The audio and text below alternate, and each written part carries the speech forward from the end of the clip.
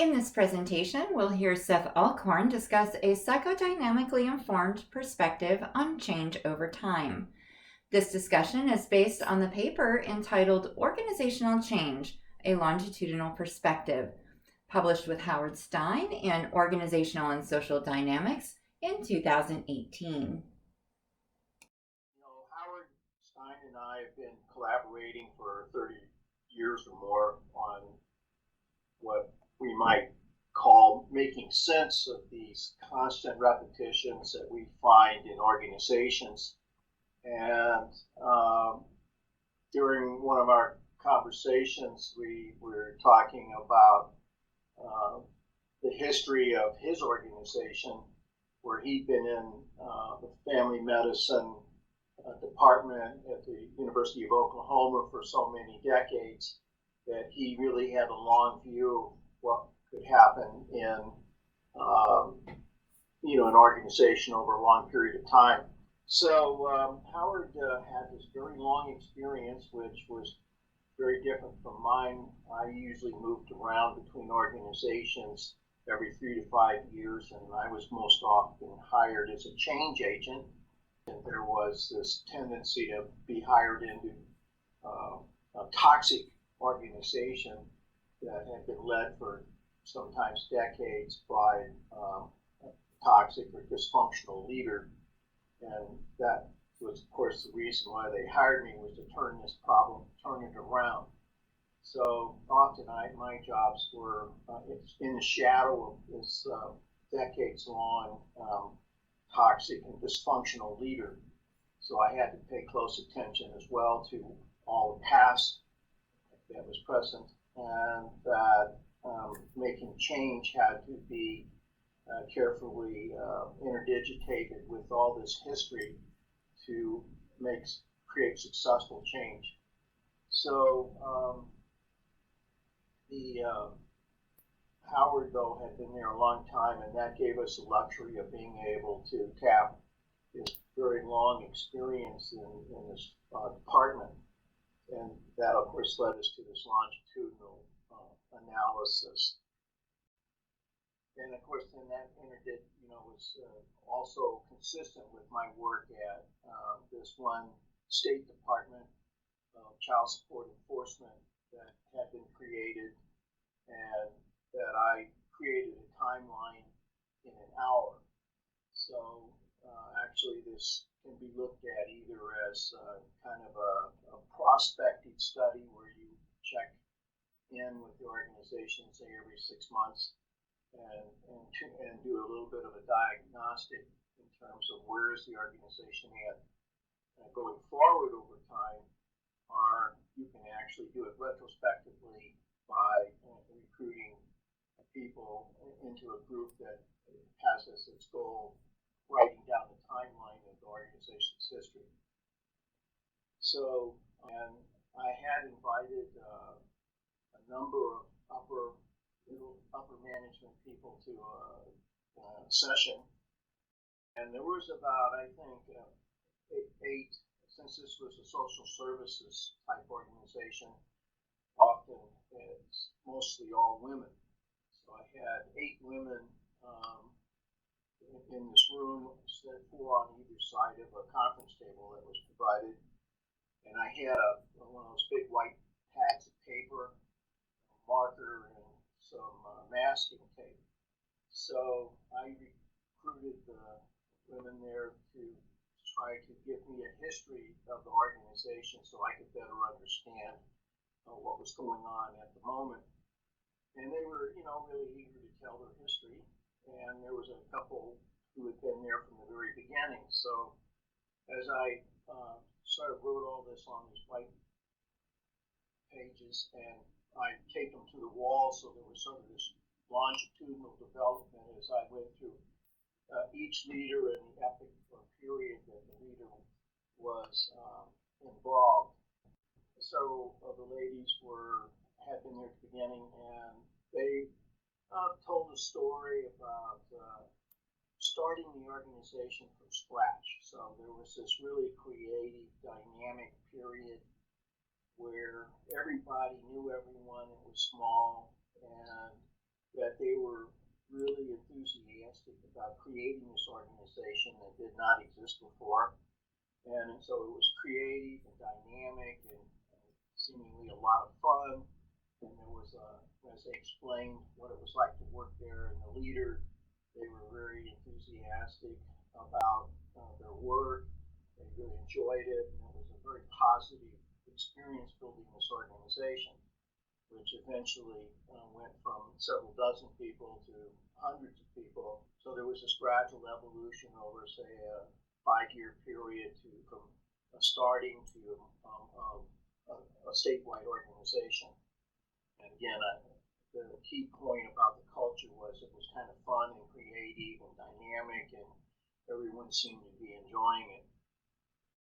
At some point, then the leader that was involved with starting the organization left, and the next one or two people that came into the organization were men, and the description of the organization over this period of time was one of trying to go from being creative and dynamic and growing the organization to stabilizing it and institutionalizing rules and regulations and policies and procedures. You might, since it was a state-run organization, being bureaucratic seemed to come with the turf.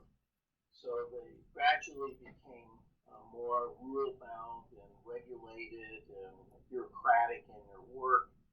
And while they saw that as pretty radically different than the startup period, which was dynamic and changing, the institutionalizing of the organization seemed to be necessary because they really lacked the rigor bureaucratic approach would bring to administering all these offices scattered around over the state and hundreds of people.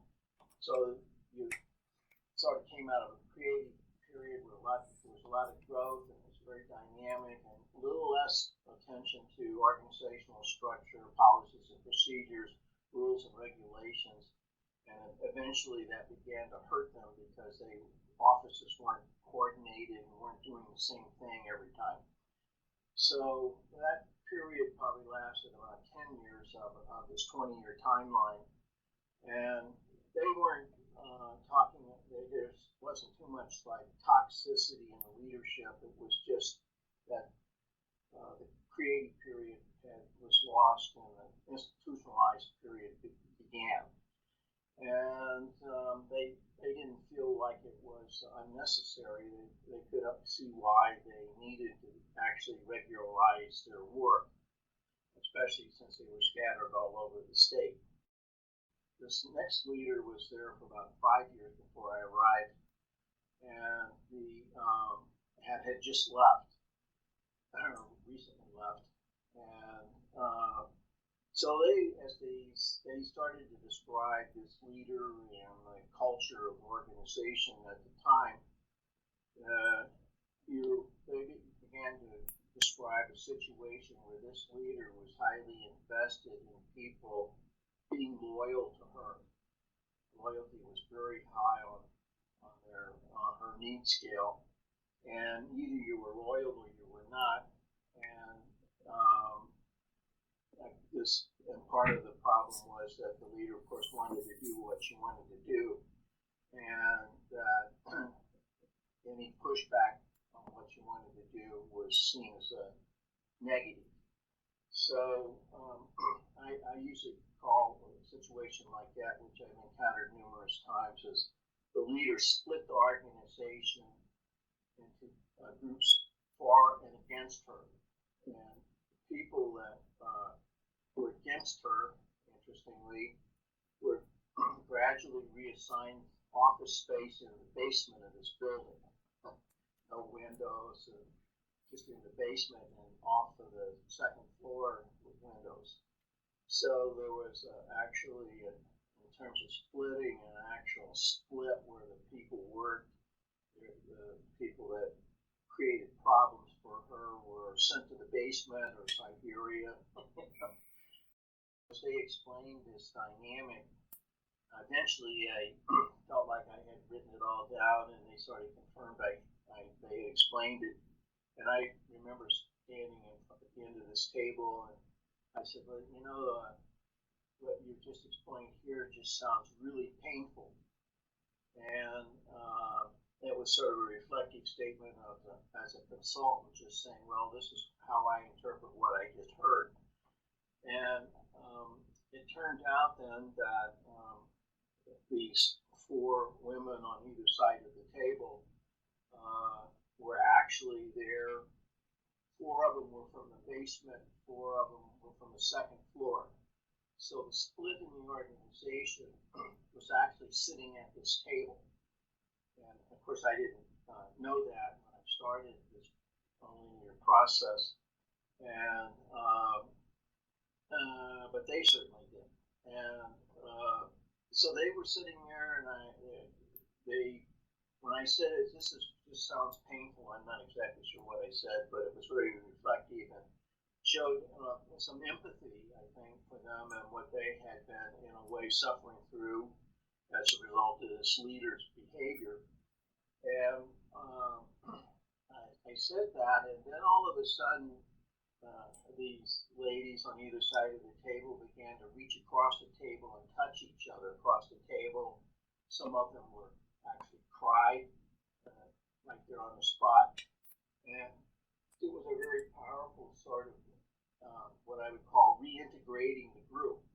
The split was there, and I keyed off this process of realizing that they had been really abused, and they really liked each other before this leader showed up, and now they hated each other, and that was not necessary. It was a completely different group. It had really been transformed by this opportunity to actually surface this intense split in the organization and how detrimental it had been to their well-being as individuals and as a group. So that sort of was an experience I brought to Howard's long experience at family medicine, was that how powerful all these things are over time, especially if many of the employees have been there for a long time. So that's my story here. Is it's a concrete example of actually how you can reconstruct a timeline, maybe in a 60-minute period of time, by recruiting people to, just give you the history. Every time you do it, of course, you get a different outcome, perhaps, but it does show you how powerful history is for organizations and how powerful the leader is in terms of affecting the people and organizational performance. We'd love to hear from you. Please post your questions, comments, and reactions in the PDW discussion forum. Our responses to your questions and comments will be posted on our blog at surfacingtheorganization.com in early September. You can visit us now to sign up to follow our posts so you'll be notified when those are available. You're also welcome to contact the authors individually or together at the email addresses listed below.